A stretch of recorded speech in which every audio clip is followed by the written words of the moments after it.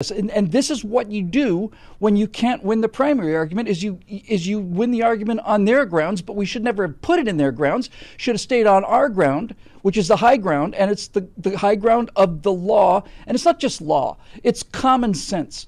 And by pointing out the hypocrisy of this, Donald Trump has brilliantly shown what a bunch of liars and hypocrites these people are, and how they're doing all of this cynically to get political power. And it's a stroke of genius. And once again, I think his chances of getting reelected went even higher.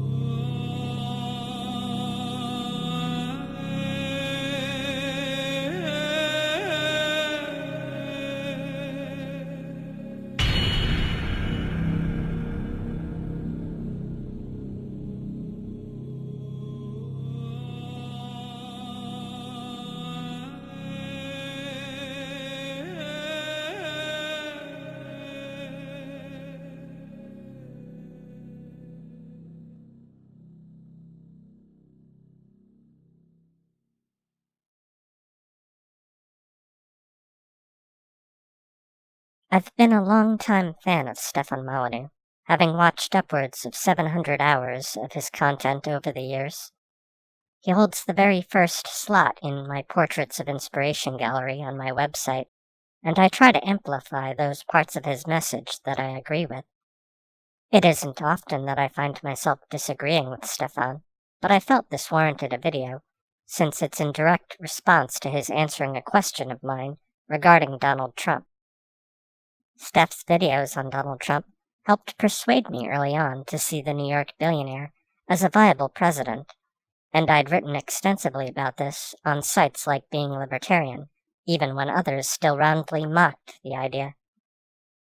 Recently, Stef's been doing more livestream shows, which I think is great, because I can easily give something back in the form of super chats. Those of you who are familiar with my relationship to Sargon and Tim Pool know I often try to aid the alt media and the intellectual dark web in this way by dropping pertinent questions or comments behind the scenes. The other day, I happened to catch one of Stefan's live Q&As, and I was surprised by how deeply my comments struck a nerve, to the point that he'd even titled the video after it. Moreover, I was disappointed in his response. All right. Marisha Dark, how brilliant is Trump's sanctuary state gambit? I don't agree. I think it's terrible. I mean, yeah, you can say, well, it got Cher to change her mind, right? So, just wanted to interject with a minor point here. Personally, as much as I enjoy Cher's music, I really don't give two shits about her political opinion. Frankly, it's been lamentable having to watch so many artists I enjoy succumb to Trump derangement syndrome over the years. From Eminem to Jim Carrey to Alyssa Milano to Mark Hamill to Tara Strong to Mary McGlynn to Robert Downey Jr. to Tom Arnold to Shia LaBeouf to Anita Sarkeesian to Madonna, and on and on and on. It's emotionally painful, like watching people you know suffer through dementia or PTSD.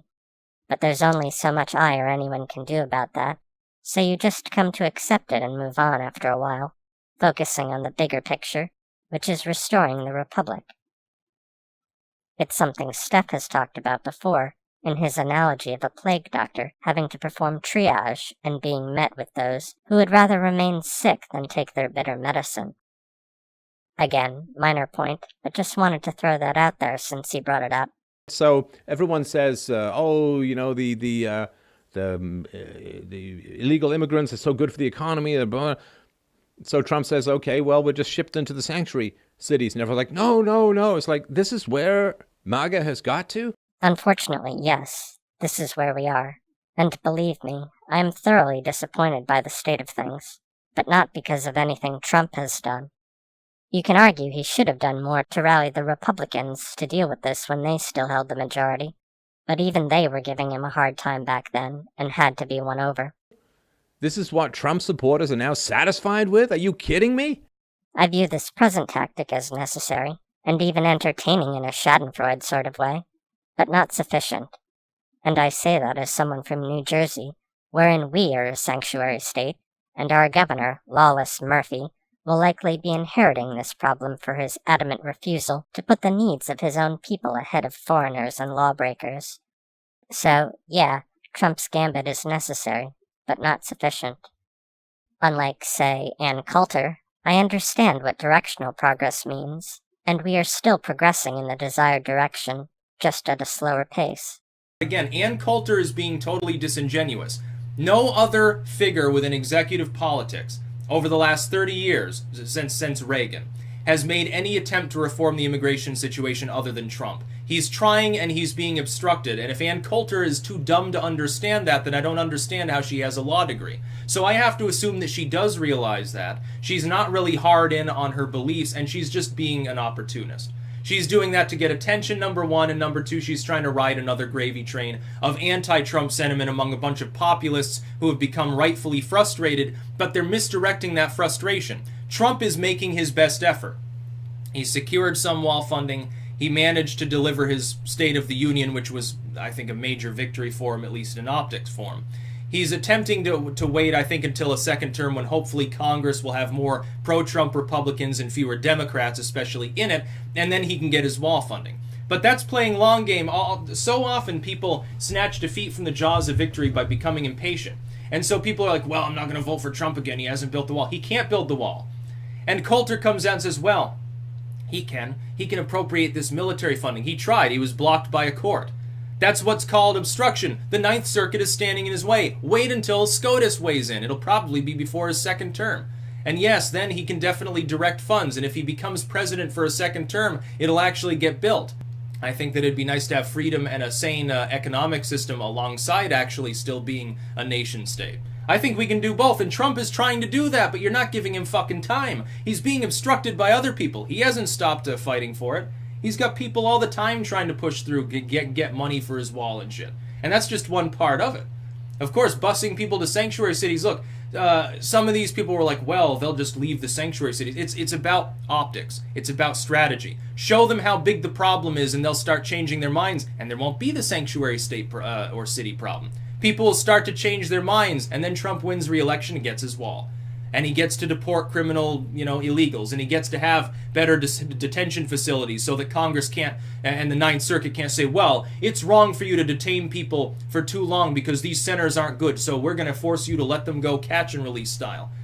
Using their fucking tug on your heartstrings, look at the crying children bullshit. You brought them here. Why don't you take care of them in your lily white communities? Bust them into the fucking sanctuary cities. Absolutely. I think it's the greatest idea ever. While a solid wall along the entire border might have been a decent and effective solution, it was never truly a realistic one.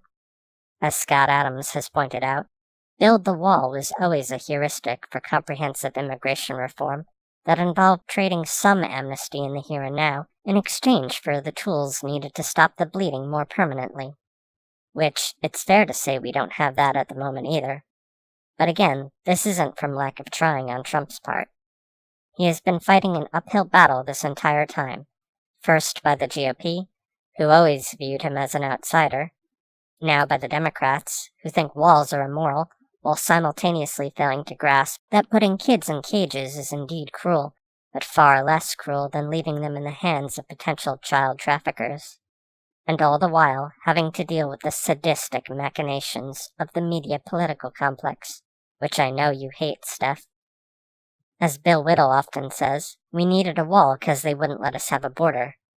And then they wouldn't let us have a wall, or funding, or ICE agents, or any of it either. So this is what we're reduced to now. Trump has to make it personal for his opponents, in much the same as Stefan once advocated for the against me argument. The Republican Party and conservatives in general do not know how to make an argument to save their lives. And the way you make an argument about this particular issue is you put people on the spot where they are now forced to live up to the consequences of their virtue signaling. I saw a remarkable thing, which I've mentioned once or twice. It was an interview, I think it was in Germany. It was a Muslim-looking man, and he was part of the experiment. And he was interviewing a number of old German socialists. Well, I repeat myself, number of old Germans, right? What do you think about migrants? What do you think about the immigration from Africa? And every single one of these white-haired liberals said, oh, it's wonderful. It's wonderful. It's necessary. We have an obligation to do it. And we welcome, we're not like America. We welcome all races and stuff. And so then the interviewer says, oh, that's such a relief to hear. Here's my cousin Mohammed. And then 16-year-old kid with a beard comes in, says he's got no place to stay, so I was hoping he could maybe stay with you.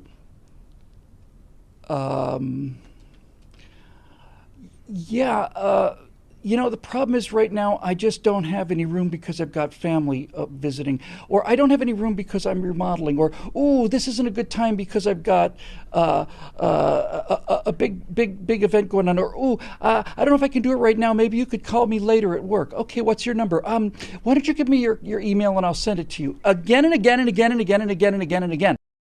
He has to make it personal so that they understand at a visceral level why illegal immigration is a problem.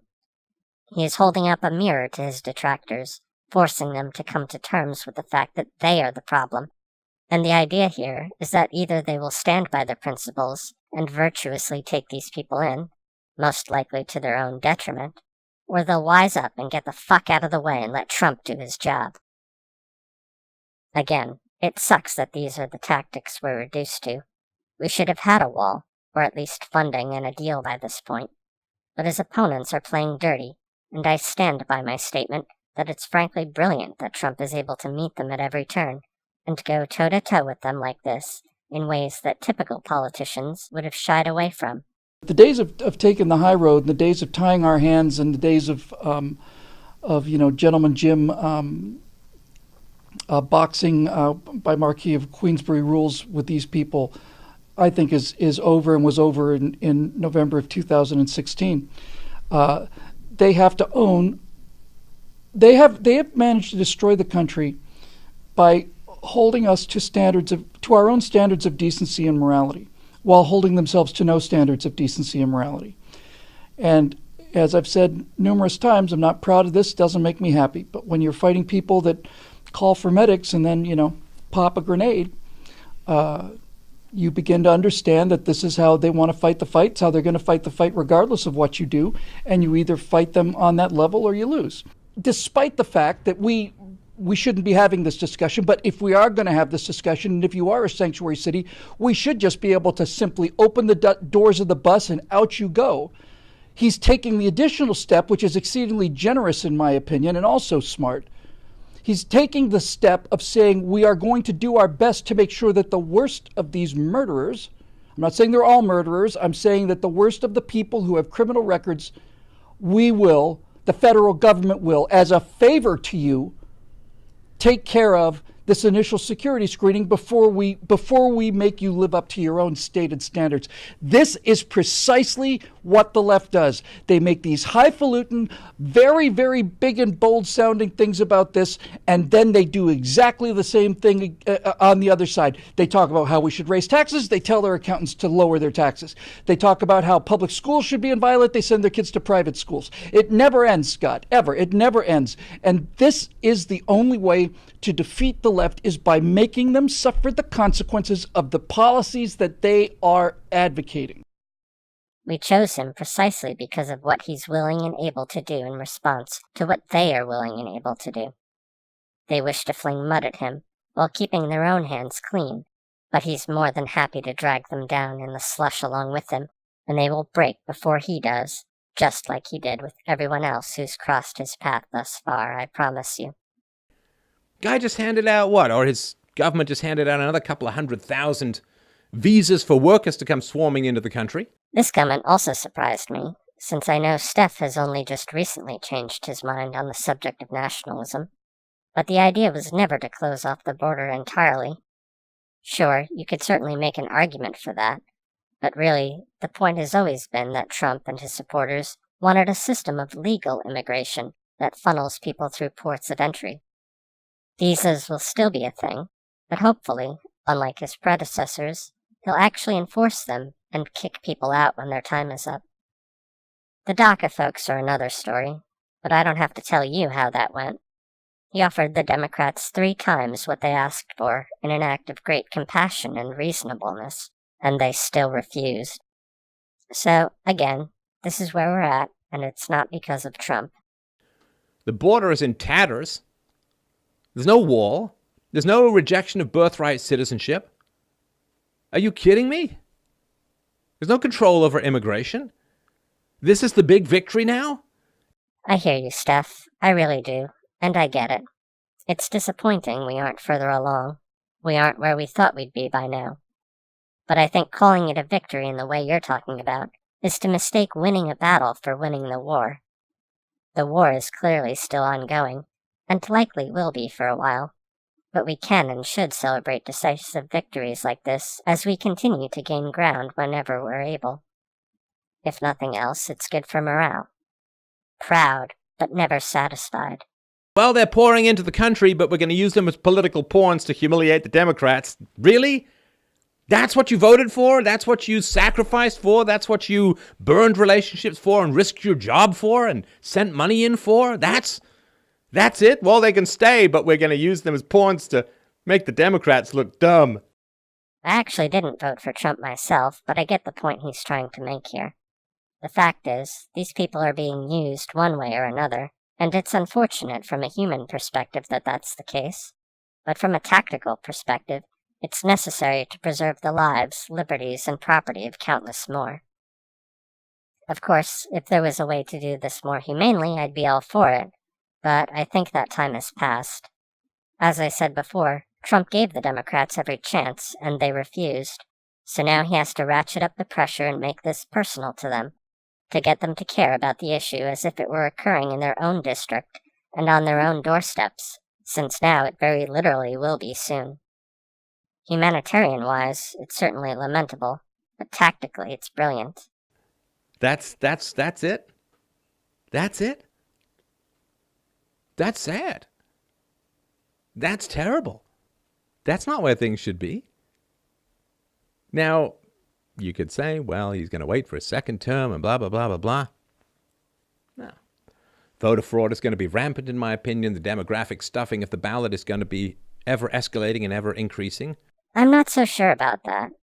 Before, I might have agreed with you, but I think the Democrats will lose just as many people, if not more so, as a result of this, as more and more people become disenfranchised by their continued failure and de-evolution into insanity.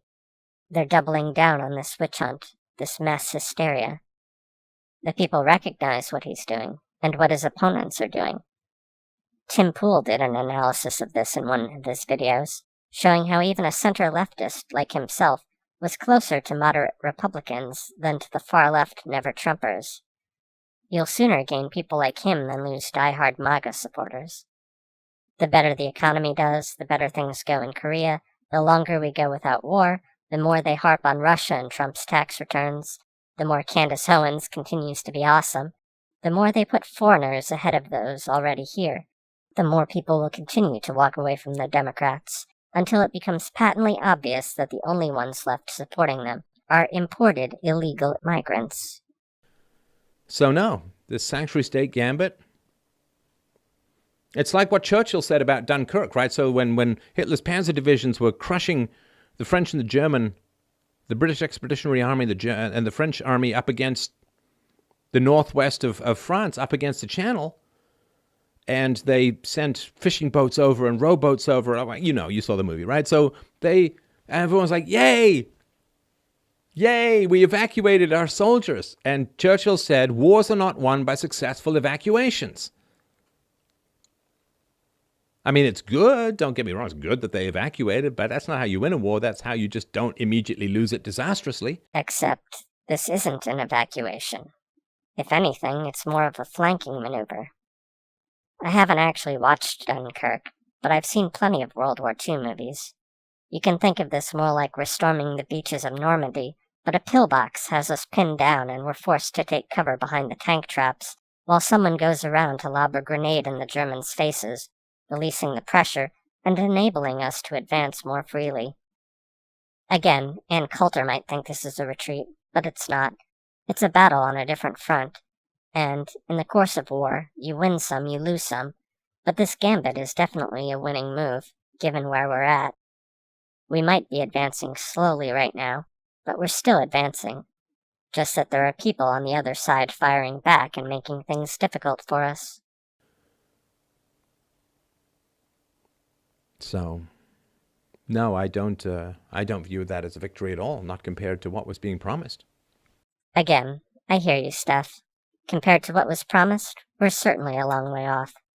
But have faith that Trump is still very visibly and substantially fighting for us. The war is ongoing, but we can find joy in knowing this battle will be ours at least, and with that, hopefully turn the tide and save our republic.